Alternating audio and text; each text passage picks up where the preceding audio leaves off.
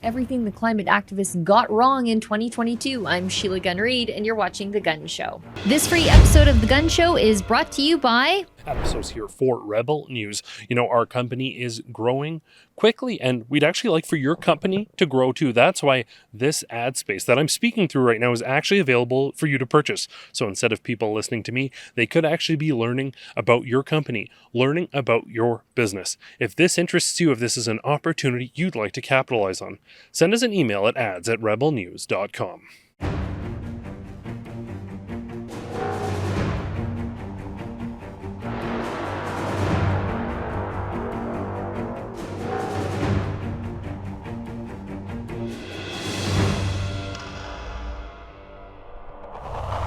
You know, it would frankly be impossible for me to predict what the environmentalists are going to try to do to us next. I mean, they can't predict the weather, and I can't predict their radical, irrational behavior and their radical, irrational reactions to things we used to call weather, that they now call extreme weather events caused by climate change, which is apparently caused by the comforts of modern existence. Now, someone who has carefully documented the failings of the environmentalist movement and how they continue to get everything wrong while also simultaneously stating that they have crystal ball access to what weather is going to be like in the future is Tom Harris from the International Climate Science Coalition Canada. And he has even been covered by Fox News for his roundup of all the inaccuracies of the climate movement in 2022. So joining me now is good friend of the show, Tom Harris. This free episode of The Gun Show is brought to you by... My mug? I know. It's pretty cool. So is this hoodie I got on, and you could have it on too if you check out our special website at rebelnewsstore.com. That's where you can see Freedom Focus hoodies that we have for you, beanies, cell phone cases, you name it, all while supporting our journalism where we fight to bring you the other side of the story, as opposed to, being forced by the Trudeau government to fund leftist media out of your taxes. The truth is, without you and your generosity, there is no Rebel News. So again, if you like the reports that we bring you and that we also fight for freedoms in Canada, please consider doing some shopping, picking up some swag at rebelnewsstore.com. We appreciate your support.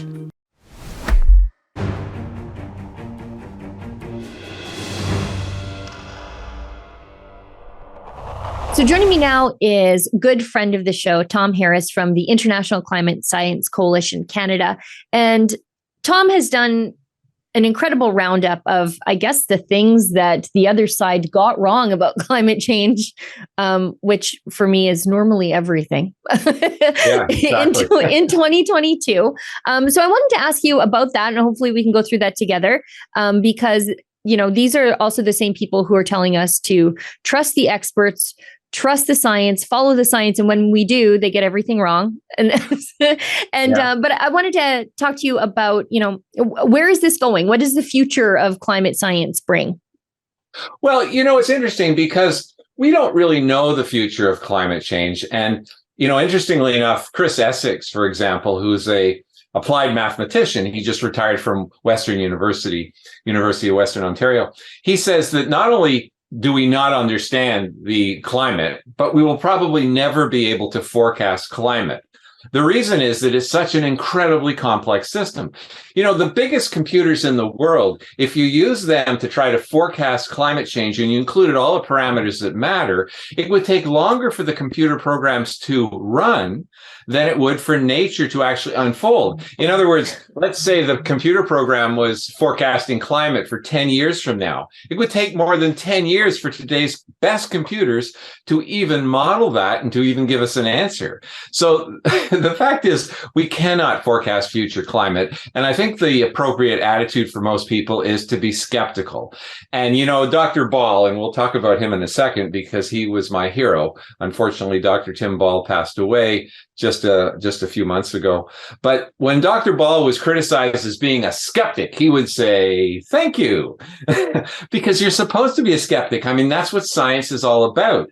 People propose hypotheses, and your job is to try to prove them wrong. Okay, and of course, that's what he did. And he wrote a lot of articles with me. Here's one, for example. Dr. Tim Ball and Tom Harris about Kyoto. And we did that for years and years, and hundreds of articles that Tim wrote either on himself, by himself or that I co-authored with him. And, he was the Lifetime Achievement Award winner from the Heartland Institute just a few years ago. So, Tim Ball, if anybody deserves an Order of Canada, it's Dr. Tim Ball. He was really, really a hero, So I'm going to miss him a great deal. In fact, I already am missing him a great deal. But where is climate going in the future? That's a good question. As I say, we're never going to be able to forecast climate change properly because it's simply too complicated. But it now appears that the human influence is less than the noise in the signal. Okay. In other words, it's like you're trying to tune in an AM radio station and the station is weaker than the static. Okay. Yeah. I'm just going to interrupt you here for a second because, and I refer to this little experiment that Michelle Sterling from Friends of Science did one time because it was so common sense. And I just thought, we could, if we all just thought about testing the theories of the climate activists just once in your own backyard, you would rethink everything. Yeah. Her theory was you literally cannot tell the temperature in your own backyard. You can't. You can only tell the temperature at one location where exactly that thermometer is, because 5 feet away, a different set of conditions is going to change all of it by, sometimes 10 degrees. She said, you can't tell it in your backyard. How can you tell it across the face of the earth? How can they say you have to stay under 2.5 degrees Celsius of global temperature raise across the surface of the earth? How do you even measure that number? And if you can't measure that number, how do you predict the future? And all she did was go in her backyard, put a bunch of thermometers around, and then just come back in an hour and measure them. And she was like, see, how would they ever be able to measure the temperature of the surface of the earth to even get a mean temperature from which to start? They can't. Well, that's right. And Michelle was brilliant to do that, actually, because it showed in just a small area that it doesn't make any sense to talk about average temperature. But, one of the things that people have got to realize is that average temperature of the earth, first of all, doesn't exist. It's not a temperature. Right. It's just a statistic, but it doesn't matter in the least. Okay. And I'll show you why it doesn't matter. Let's say half of the earth got 5 degrees warmer and half of the earth got 5 degrees colder. That temperature difference would drive extreme weather like you would never believe. And yet the average temperature would stay the same. Okay. So, and I just want to give one quick analogy about science that people have got to understand here. In high school, our chemistry teacher gave us all a box and he said, shake the box and try to figure out what's in it. Don't open it. Okay. This is like science. Science, you have to look at the evidence. You have to, in this case, weigh it. You have to shake it, hear what it sounds like. It seems solid. He said, never open this in your entire life. And when you start to get too confident about what science is, the truth, that sort of thing, shake your little box and realize, no, we don't know what the truth is with respect to science. We know what the truth is with respect to chess. Okay. We know that the queen moves in a certain way and the rook moves in a certain way. But science is like this box. All we have is the evidence and the way we shake it and the way we listen to it and the way we weigh it. Okay. And all of that is subject to your interpretation. And that's one of the things that people just don't seem to get. I took a course a few years ago in the philosophy of science, and the professor was Professor Stephen Goldman from Lehigh University in Chicago. And he's a brilliant man. He had a degree in physics, and then he went in to do a PhD in philosophy. But the point he made is that while he thought that we did have a climate emergency, he said that Al Gore's claims to truth are impossible in science. Because truth, if you actually look at the definition, you go back to the Greeks and you talk about Plato and all that, truth is universal, necessary, and certain. Okay. And there's nothing in science that universal, necessary, and certain. It just isn't the case. It's always a function of what experiments you look at. Did you shake the box? Did you weigh the box? Did you listen to it? it's dependent on the experiments you do, and here's the really important factor: your interpretation of the experiment. Okay, you may know about metal sounding hard, but maybe somebody who's in a primitive society would never have heard of metal, so they wouldn't necessarily think it was made of metal. So the whole point is that all we can do, and this is where Dr. Ball's statement is so brilliant, all we can do is be skeptical of people's claims to truth about science, because based on this so-called truth, what we're seeing is a destruction of our economy, a destruction of our most valuable energy sources, all of it based on a supposed truth that's actually impossible. Well, and it's a destruction of the idea of science in general, Oh, that yeah. you're just supposed to take some guy's word for it. Yeah. That's why, again, why Michelle's little experiment was so brilliant. She said they keep talking about this global temperature, but here, you can do this at home. Surely right. you have a thermometer at home. Yeah, and just try. Yeah, and I haven't seen a super being that straddles the planet that experiences global temperature. I mean, who cares what global temperature is? I mean, all that matters is what happens in your region, okay? And in most regions of Canada, there's nothing unusual going on. So this article, or this fact checks that we put out, I love it. What we did is we went through the various statements by the media. And of course, Pakistan floods. Oh my God, 1,700 people died. That's serious. There's no question about it, between June and October. And this is caused by climate change, they said. Oh, but they didn't tell you that the last time it was this wet was in 1961. Oh, so did climate change cause that? No, it's only the more recent one. So what you find is a couple of factors. First of all, the kind of monsoon rain they've had is not out of the natural variability. In fact, overall, since the 1950s, we're finding that the monsoon rainfall has actually dropped. Okay, it was an unusually wet year during the summer. But the other factor is this: the Pakistanis have actually deforested a lot of their country. And I bet they wish they had fossil fuels. Yeah, so they're just deforesting and burning trees for fuel and heat. That's right. And but you see, if you have a forest, most of the rain that falls actually gets absorbed by the roots and then re-emitted back into the atmosphere through the pores in leaves called stomata. And that actually is called transpiration. So you don't get the buildup of water when there's a forest. The other thing is that the forest roots hold the ground in place. So when you do have a flash flood, it doesn't take away landslides and stuff. So yeah, that is more of a factor, much more of a factor than any climatic effects. It's the destruction of their forests. And, the forests are great because, of course, they give shade, but they also, when they're releasing the water vapor into the air, there's another cooling effect, and that is that the water vapor itself is like a mist and eventually forms clouds and it cools the planet. So, yeah, the Pakistani floods, if they want to have less floods, don't cut down all their forests. I mean, that's a real environmental issue. Yeah, maybe have some natural gas.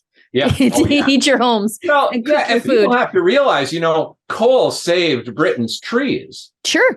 People talk about coal as if it's this great environmentally destructive thing. I think I have a piece of coal here. Just let me reach over. Yeah, here's a piece of coal.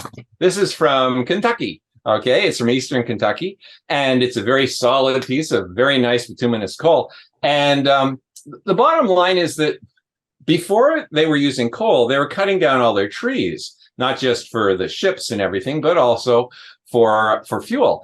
So coal actually was a very good development. Now that we've designed much more clean burning methods of coal, there's no way Alberta should be going off coal. I mean, the impact of Ontario going from about a quarter of our electricity by coal in around 2000, 2002, because Dalton McGuinty, our previous prime minister or premier, he said he put a big pile of coal on a table in a press conference and said, "This is old technology. We're going to get rid of it. Okay. And he did. He got rid of it. It's like virtually zero. It is 0% electricity now. And they had virtually a doubling of electricity prices as a consequence because coal is very cheap. And China knows that. India know that. And so they're progressing. No matter what we do, they're pushing coal to the limit. I mean, we're going to see coal stations literally for decades being built by China. So what we do has no impact anyway.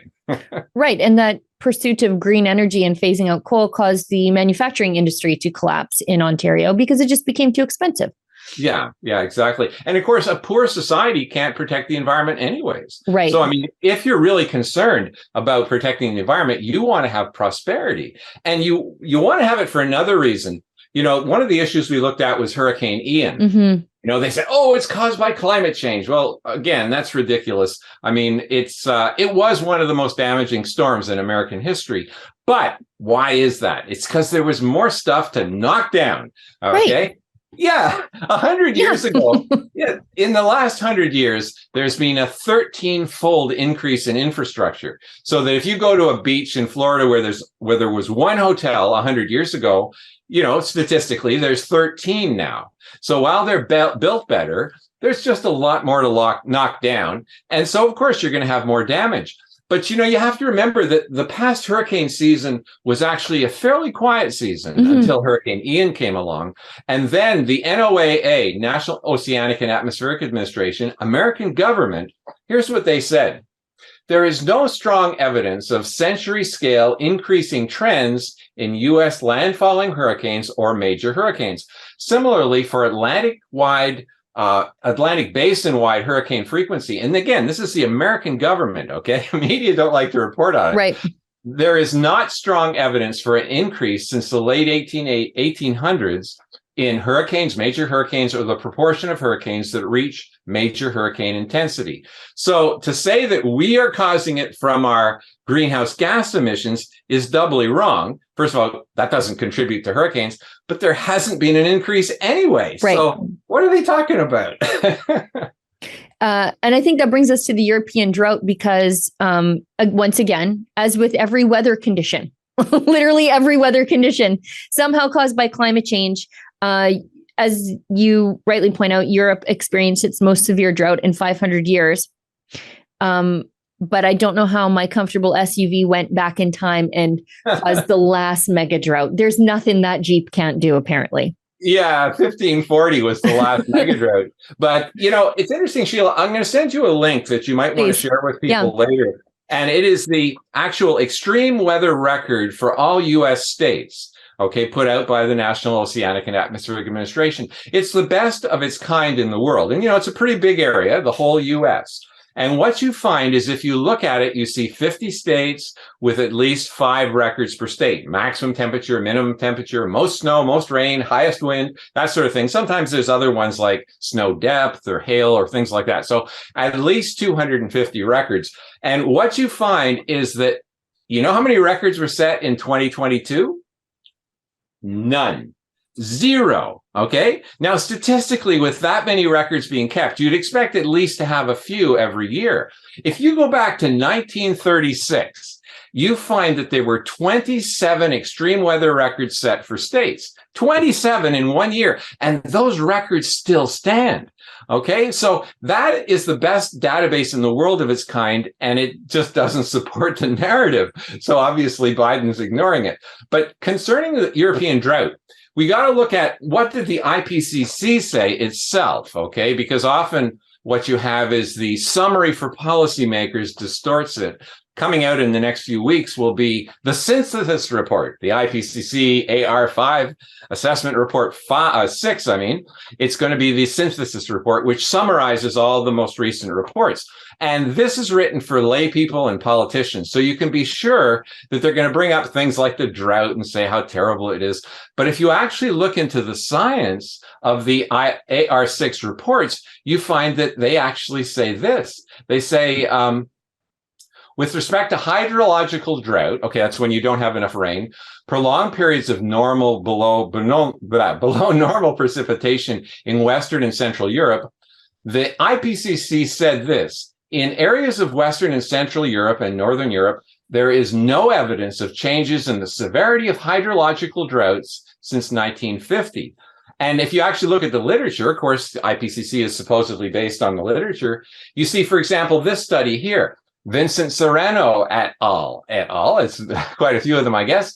2020, they looked at long-term trends in the drought in Western Europe from 1851 to 2018, so pretty long-term. And they said this: our study stresses that from the long-term perspective, that's 1851 to 2018, there is no generally consistent trends in droughts across Western Europe. And, have other papers here that say a similar thing. And if you actually have a look at the severity of drought across Europe as a graph from 1870 to now, like there is no trend. And again, I'll send you that graph too, because it's very, very revealing. And it shows that once again, the media are out to lunch. Likewise with the China drought, same thing. Any weather is climate change. In Alberta here, by the way, the rest of the world is worried about extreme heat and droughts.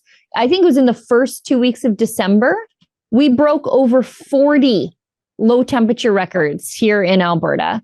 And they tell me that Alberta is going to spell the end of the earth because of our oil and gas development. But there were points at which that we were, I think, the coldest place on the face of the earth. I routinely woke up to minus 47. Oh, wow. Yeah. Yeah, I used to live in Cold Lake, just before the oil sands really took off. Yeah. I worked in the Air Force. So you know. I can remember wearing a balaclava and walking from building to building because I didn't want to stay outside for the 10 minutes it took to get to work. I just wanted to read you one thing really quick. This is Climate Change Reconsidered. And they say, this is at climatechangereconsidered.org. Here's what they say about flooding. It says the historical record suggests no global trend towards increasing flooding in the modern era.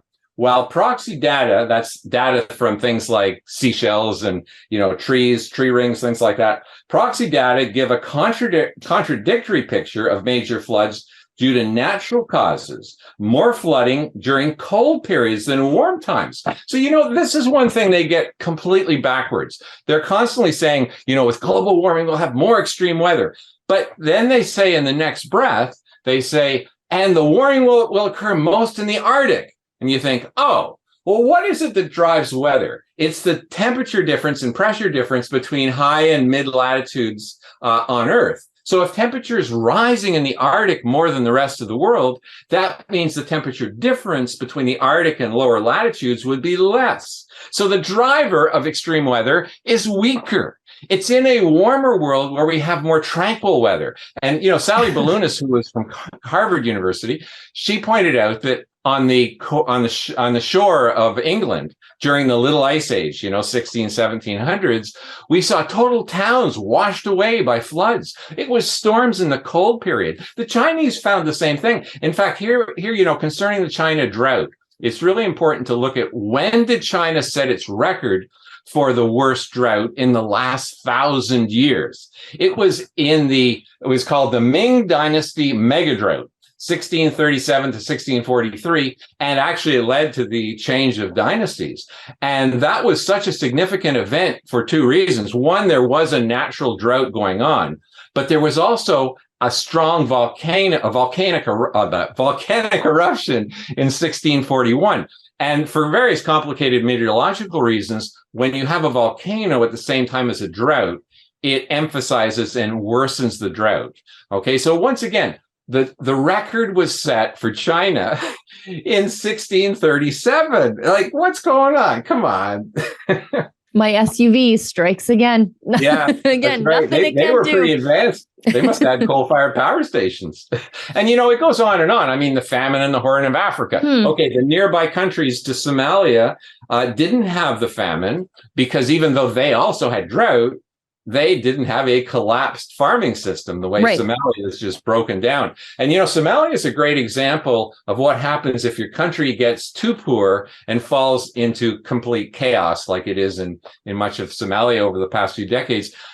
What happens is environmental concerns just go out the window. I mean, when people are struggling to survive, when, they're more worried about their personal security and water having good water, then they're not worried about the environment. So the long-term impact of the climate movement will be to make us poor and unable to protect the environment. And we just look to Somalia and we can see exactly that. But Somalia's famine was mainly caused by political instability, the fact that how can you have a well-functioning farm if have bombs going off all over the place? Yeah, the place is run by warlords. Yeah. I'm not sure climate change is a big concern for them. Well, I don't think they even have a central government, do they? No, no, it's No. a failed state completely. Yeah. And sadly, if we actually follow the direction the climate activists are going, it's moving us in that direction. The other point, of course, is that if we get rid of our solid, dependable fossil fuels, what we saw in Texas in 2021, February 2021, where they had more than about 58% of their electricity was coming from wind power. Okay, because they wanted to be green, they were leading the nation in wind power. And what happened is just before that storm hit in February of last year, 2 years ago now, we saw the wind totally failed. Yeah. And so the wind turbines, partly because they were frozen, but also because there wasn't much wind, they stopped generating power. And so suddenly the state lost half of its electricity almost overnight. And then it also got really cold. So natural gas couldn't keep up. To make issues even worse, you won't believe this. It sounds like something out of Dr. Seuss. It's so silly. They were trying to please environmental activists, so they decided to run the pumps and the valves and things on some of the natural gas pipelines with wind power. God. So when the wind failed, some of the pipelines couldn't even pump gas because they were powered by wind power. Now, it's funny in a way, but it's also tragic because the Wall Street Journal pointed out that 700 people died. Yep. 700 people. One little boy died in his sleep. Okay. He just didn't wake up. And that apparently is going to have to happen again and again and again all across the Western world before people wake up. Because wind power, besides being super destructive to the environment, is going to leave us freezing in the dark, just like it did Texas. Yeah. And, I remember at the time, a lot of people were saying, what on earth is a conservative fossil fuel economy like Texas doing with so much green energy on the grid? And it wasn't entirely Texas's fault because the federal government, from what I understand, the US federal government was incentivizing these energy companies, these green energy companies, to get involved in the grid in Texas and some other states. And so they were sort of being federally pushed in that direction too, so that no matter what the state wanted, they sort of ended up with this green mess anyway. Yeah. And one of the things people don't realize is that if your power becomes inconsistent and unstable, you also will see more pollution. And here's the reason why. You can see the stocks of the major US company that makes home generators. It's gone through the roof. I mean, it's something like 5 times higher than it was just a few years ago because people don't feel confident in the energy infrastructure. And that's certainly the case here in Ottawa, where we're still above ground with virtually all of our cables. Oh, it's too expensive, they say. $2 to $5 million per kilometer. Well, I calculated that with their ludicrous climate plan, they could put in thousands of miles of underground cable, which actually would have been useful.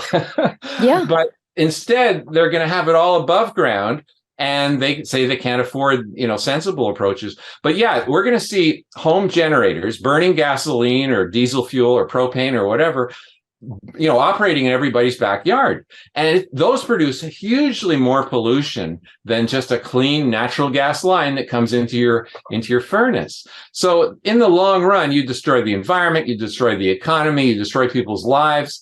I mean, the whole point of the climate scare, you start to wonder, there must be people in charge who know this. Are they purposely trying to make us, weak and dependent on the government? I think some of them are, actually. David Anderson said, apparently, I recall this from some time ago, he said that when he was environment minister, that Kyoto was the flagship of world governance. Mm-hmm. And that, of course, is another one of the objectives, is to have world governance, because a lot of the left believe that, some sort of supranational, not supernatural, but some sort of supranational government unelected by the people will do a better job. And I don't know about you, but I don't find government the most efficient organization in the world. No, I don't know who coined the phrase watermelons, but that is surely what environmentalists for the most part are. They are green on the outside and red on the inside. And their solution to everything is more government control of your life. That's right. And, there's various objectives. People always ask me, well, this is so ludicrous. What's going on? I think, first of all, it is genuine ignorance on the part of a lot of good-hearted people. And again, that's why I say go to climatechangereconsidered.org. I'm their advertiser, because I actually was a contributing reviewer to that. So I'm kind of happy with that. But so was Tim Ball. Tim Ball did phenomenal work in that sort of thing. But yeah, check it out. It's the most recent report, and it talks about the fact that no, we're not seeing an increased trend in any of these extreme weather events. And regardless, even those that we are in some areas, it's nothing to do with climate change.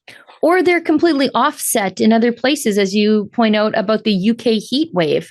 Yeah, that's right. Yeah, at the time that the UK heat wave hit, it's interesting because the average global temperature, which really doesn't mean anything, but the statistic anyway, it stayed pretty well constant, about 0.2 to 0.3 degrees over the 1979 to 2000 average global temperature, which, as I say, doesn't really exist. So that amount of warming was obviously in England. Yes, it was severe, but it was balanced by cooling in other parts of the world. So once again, it illustrates that global temperature as a statistic doesn't matter, because when the Brits were, boiling, the last thing they wanted to hear was that they're freezing in New Zealand. I mean, it doesn't do them any good. So all that really matters is what's happening in your region. And that's why it drives me crazy when you hear even conservative politicians say, oh, global warming, it's a global problem. No, it's not. It's a regional problem. If sea level is rising in your area, then you may have to build dams. If it's falling in another area, you're not going to build dams. So you don't have a one-size-fits-all solution to climate change. You have to look at what's happening in your region and then have proper adaptation. And I'll tell you a really good example of adaptation that's worked really well. All along the coast of the Bay of Bengal in India, every kilometer, they have a multi-story storm shelter. So when a cyclone comes whipping in, nobody has to walk more than half a kilometer and then go up. And Madhav Kandekar and Tad Murty and others who I know from India who are scientists, they said India has vertical evacuation. They go 2 stories above the storm and they wait it out. In the United States, when a hurricane hits Florida, they jump in their cars and they drive, because they're trying to get out. Horizontal evacuation. And, Tad Murty and Kandekar, they both said, look, no, the United States should copy India and build multi-story storm shelters so that people can get away from the waves. And in fact, interesting, Tad would be telling me stories about what it was like, because he was in storm shelters in a number of typhoons and cyclones. And here's a story, just a quick story I'll tell you. It's kind of interesting. He said one of the troubles with these storm shelters was that they were, of course, cut off from everybody else because they were like a little island in the middle of the hurricane. And he said, so there would be crime inside, and there'd be lots of, it would be dirty and it would really stink. Yeah. So one day he was fed up with it. He'd been in the shelter for a couple of days. So he went out on the balcony to get away from the smell and the gangs that were in there and stuff. And he looked around and he told me, he said he saw pythons hanging in the trees, dying. He saw water buffaloes upside down, bloated of blood and dying. And he thought, okay, the smell's not so bad. So he went back in. So yeah, that's an example of adaptation. In Canada, we should be burying cables underground. In areas of Nova Scotia, perhaps, where they have had really bad storms, maybe they want to build some shelters. Yeah. Okay, that makes sense. But the whole idea that you can stop this, I mean, this is ludicrous. It's part of nature. It's like saying stop continental drift. I mean, you can't do it. Well, and it's so inconsistent. The environmentalists, they don't pick a lane because I don't think they have to pick a lane, because the mainstream media is not going to hold them to account. A great example of this is the Yellowstone River flooding. Yeah. So the flooding is an example of climate change. But if you look at why the flooding occurred, it seems as though there was an above average snowpack, which the environmentalists keep telling me the snow is going to disappear during the winters because of, again, my time traveling SUV. But the flooding was caused by an increase in snowpack they promised me would disappear because of climate change. So please, people, pick a lane. Well, and also, they don't want to hear this. I mean, Ecology Ottawa, and they actually had an event at the Museum of Space and Aviation a few years ago, the end of snow in Canada, right? And I went to the microphone and I asked the different skiers that were on stage, because they wouldn't bring in a scientist. But I asked them, I said, what do you think about the fact that a scientist is not here to tell you that snow cover in North America has been gradually increasing for decades? And oh man, the audience went berserk. I mean, one lady in the front row, she got up and shook her fist and she said, go home, so they don't want to hear the data. Data is important. It actually matters what's really happening in the real world, unless you're stuck in some sort of woke postmodern nonsense. So what people have to do in fighting back is they have to do that kind of thing, is say, hey, how much do you think it's warmed since 1880? And climate activists will say, oh, it must be 5-10 degrees. You say, no, even the UN says it's just over 1 degree. So is that a climate emergency? The point Richard Lindzen made. And how do you measure it? Again, how do you measure it? It doesn't mean a great deal anyway. But the different scientists, I believe it was Lindzen who said that if it wasn't for climatologists, that amount of temperature change in 142 years, you would never notice in your entire lifetime. Of course not. So we've got a climate emergency that's so severe, no one would notice. Yeah, I've got to care about something I couldn't possibly experience. Yeah. Another interesting one that I noticed from your fact check, which I thought was kind of fun because of the historical creation of Lake Mead. So Lake Mead in Nevada, it's got low water levels, and I don't know, I guess all the bodies tossed in there by the gangsters, those are starting to surface. Yeah. I noticed that. I read a few articles on that. But Lake Mead isn't even supposed to exist. So how can you tell me that the water levels in a lake that really shouldn't exist are too low? How do we even know they're too low? The lake itself is a man-made creation. Well, that's right. And in fact, what's happening is they're just simply taking water out of the lake faster than the streams are running in. Yeah. So of course it's going to lower. I mean, it's the same thing, with the drought issue. I mean, the trees basically act like a drain. Okay, they suck up the water and they eventually release it to the atmosphere. The analogy I make is that it's like you put a plug in your drain in your bathtub and you just kept pouring water in. Well, eventually your bathtub is going to overflow. Okay. And that's what's happening in Pakistan, where they cut the trees down. The soil cannot absorb the moisture. And so, of course, the water just flows. And the other thing is it takes a lot more soil with it because the roots aren't holding the soil in place. So you have a double whammy. You have more floods because you've deforested, but you've also got mudslides and landslides because you've deforested. So yeah, plant your darn forest back. That would make sense. And then we've got World Cup skiing. They say that there's going to be an end to their sport because of climate change. And I cannot think of, I can think of a few equally carbon intensive sports as World Cup skiing. I don't know, Formula One racing. They are pretty concerned about climate change. And I'm like, you guys drive cars in a circle and then fly to the next place to drive cars in a circle. And then you load up the cars and everything and you fly them to another place to drive cars in a circle. Please don't lecture me again about my time traveling SUV. And again, it's these elite winter athletes who are concerned about climate change. I guarantee you they have not seen a reduction in snow in any of the mountain resorts in which they stay and play. Yeah, well, the point we make in this handout is that when World Cup skiing started in the 1960s, the season began in January. So, of course, they didn't have any canceled events because but now they're starting it in October, okay, which is still the autumn. So, it's not surprising that we're having to see some winter events canceled if they're saying October is winter. Yeah, if they're before Halloween. Yeah, yeah. And it's funny because when people look at this, I always say, well, which would you rather have, global cooling or global warming?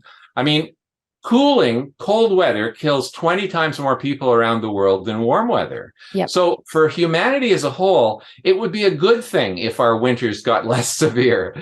Okay. But the reason this World Cup skiing event is being affected is because they're starting in October. Yeah, they're probably going through till May also. Yeah, that's right. I suppose there's some skiers that like to be skiing in the summer. Actually, I did ski on a glacier in Switzerland in the summer when I was 20. And oh man, it was like skiing on concrete. I don't think you really want to do it. Now, what's next in the new year for the International Climate Science Coalition? What are you guys up to? What's on your horizon? Well, the main thing we're trying to do is to replicate what we did in Ottawa. And you might recall that in Ottawa, we organized a group, and I can tell you who they are now because they've given me permission. It's Action for Canada.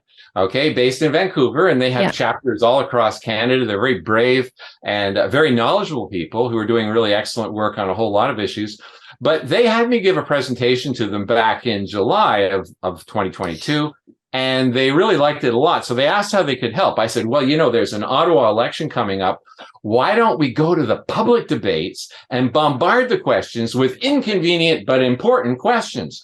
And happily, they agreed. So in fact, in the Ottawa election, of the roughly 25 questions that were allowed from the public in the first 3 debates, our people, ICSC Canada and Action for Canada working with us, we actually asked half of all the questions. And I think the organizers probably didn't know what hit them, because in the 4th debate, they banned questions from the public. Of course they did. Except those that were screened ahead of time by the actual organizers. And we thought, aha, okay, we'll put in a question, we'll somehow get to the mic, and then we'll ask something different. That didn't work either. Okay, that was an Alinsky trick, I guess. But we couldn't do that either, because they not only chose the questions, they also chose who would ask the questions. Of course they did. Okay. So we want to replicate that in other cities. And a great target is Calgary, because our climate plan in Ottawa, 57 billion, was insane. And by the way, the climate activist who was leading in the mayoral election lost. And according to Joseph Benamy, who's a leading conservative strategist, he said that the actions of ICSC Canada did make a difference. I'm sure. Yeah, we handed out hundreds of flyers to everybody at virtually every debate we could get into, talking about how the plan for Ottawa was terrible. But we didn't actually say, don't vote for McKinney. We just showed how horrible the plan was. And people were smart enough to put 2 and 2 together and say, oh, well, then I guess we shouldn't vote for the strongest supporter of the plan. Right. And what happened is Sutcliffe's vote suddenly went from around 40 to 51 almost overnight. And he won. So we want to do that in other cities across Canada. And if people go to our website, icsc-canada.com, what they'll see is a link they can click on. It says, let us help you fight climate alarmism in your city. So we'd love to do it in Calgary. And probably through the Calgary chapter of Action for Canada. We're working on that. But what we want to do is we want to get local activists to hold their politicians to account.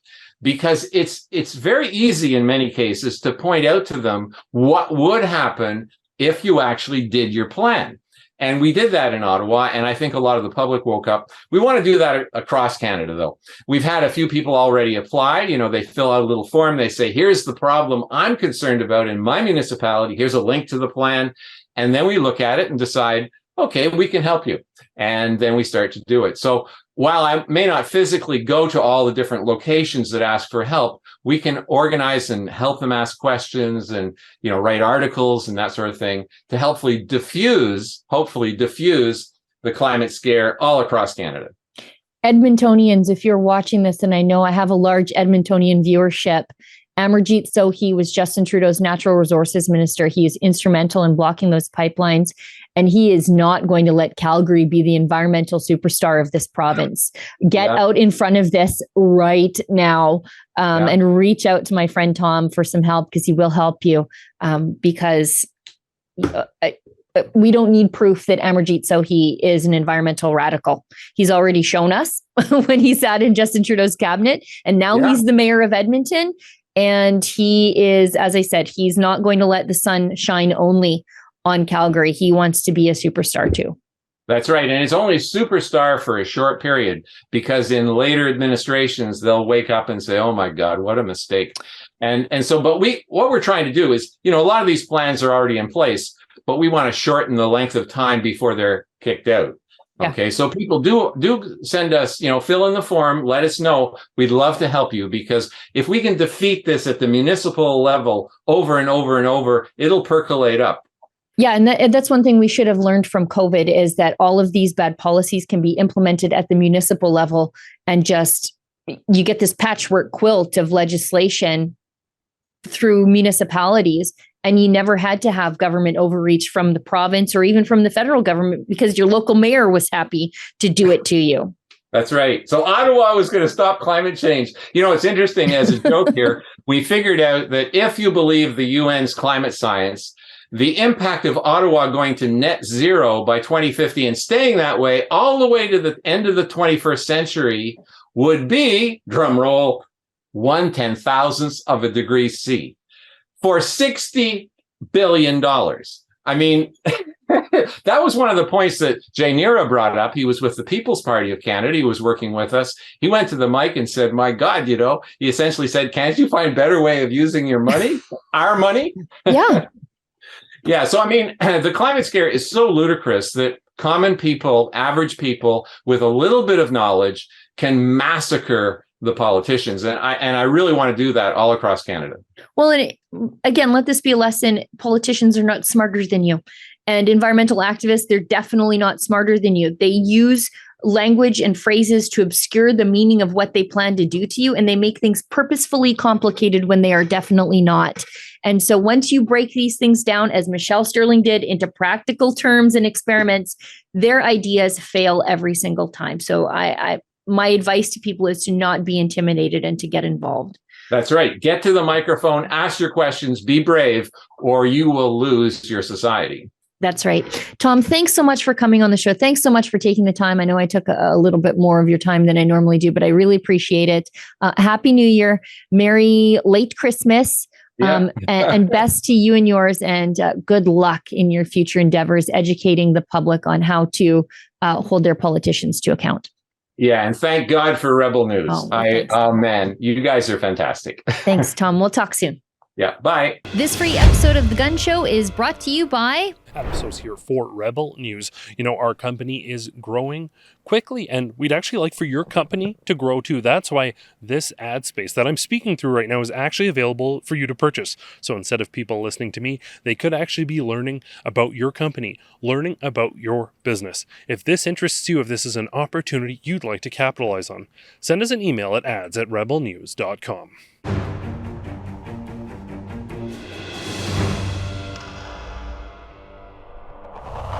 Well, we've come to the portion of the show where we welcome your viewer feedback. I know I must get redundant, but I say this every week because it is so important. We care about what you think about the work that we're doing here at Rebel News. And the reason is we don't survive without you and your support. We're so grateful for it. And we want to take your temperature on these things because we don't have a sugar daddy named Justin Trudeau reaching into the pockets of Canadians to give us money to create things that the victims of the pickpocketing, well, they don't really want to see, as you can see in the viewership statistics of CBC. So we want to hear from you. And one of the best ways to send me your viewer feedback is to send me an email. Send it to Sheila@rebelnews.com. Put gun show letters in the subject line so that it's easy for me to find it. Not because I'm lazy and I like things done the easy way, but because I get so many emails in a day. Also, if you don't want to send me an email and you're feeling a little spontaneous, write a comment on one of our videos wherever you might find us, like on Rumble. I'm less inclined to read the comments on YouTube, because YouTube is a censorship platform anyway. So who knows? They might even be deleting your comments over there. So Rumble, more inclined to look at those. So if you're watching us, leave a comment. It might just end up on the show here. Now, today's letter comes to us from Patricia Reimer, who writes, I had fun watching you read the Christmas letters that folks wrote you. What a great way to hear from your viewers. Yeah, I had a lot of fun. I got a ton of letters. My kids cut them all up and put them in a bucket for me. And that video is available for free on YouTube, so you can show your friends. But it was fun. And frankly, I expected more questions, but it was more of a mutual appreciation convention between myself and my viewers, which was fine. I'm not mad about complimentary emails, and I was happy to have the opportunity to thank those of you who wrote in for your support over the years. And those of you who didn't write in, as I said, we don't survive without you. It caught my attention when you said that your husband is obsessed with blacksmithing. I'm not even exaggerating a little bit. He loves learning traditional, useful skills. It's like my obsession with gardening, and trying my best to live off the land that I live on, because this is the traditional lands of my family. Generations and generations of my people have lived and died here. And the gun women before me, this land gave them everything that they need. So, and their families everything that they need. So I try to do a little bit of that every single day. And my husband is interested in learning those traditional farming skills. Farming is a lot more technologically advanced than it was in my great-great-grandparents' time back in 1903. But it's good to learn those useful skills. Patricia goes on to write, my husband is a professional blacksmith. You guys should check out a short documentary that our local Shaw TV station did on him and his rise to the world of public art. That's so cool. That's actual public art and not the garbage towers of unfinished construction materials that they call public art in Calgary, by the way.